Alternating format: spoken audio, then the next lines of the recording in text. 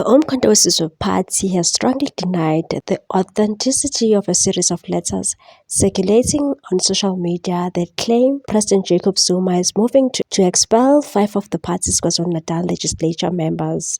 The party has labeled the letters as fake and a possible ploy to sow division ahead of the 2026 local government elections. The letters, which surfaced online on Friday, allegedly gave 5 members of the provincial legislature a 7-day ultimatum to justify why they should not be removed from the party. The documents accuse the legislature of conspiring with African National Congress to undermine the provincial government of national unity, and a new coalition claims that the MK party says are baseless. Ndlela said these letters are fake and President Zuma did not write any letters. The party is unaware of the origin of these letters. One of the individuals named in the documents, Bongemusa Mkhize, a former ANC councillor who was among the first to defect to the MK party, said he had not received any letter, nor had the other MPLs mentioned.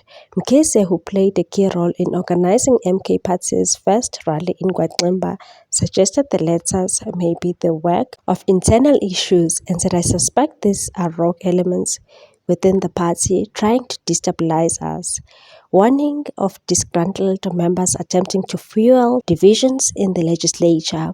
While the party publicly dismisses the letters, internal cracks are beginning to show. A senior party figure in the province acknowledged the ongoing rifts within the Umkhonto weSizwe Party caucus, particularly over leadership in the legislature.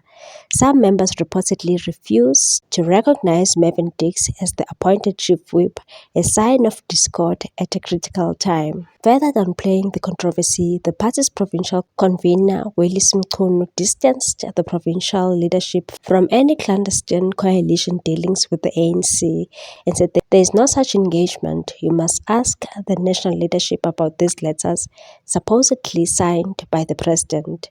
But from a provincial perspective, I categorically deny any such knowledge. As political tensions simmer within the Umkhonto weSizwe Party, the origin and motive behind the fake letters remain unknown.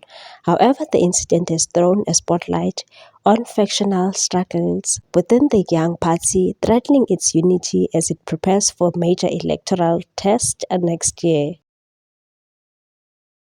What's your take on this one, people? Thanks for watching. Please subscribe for more news.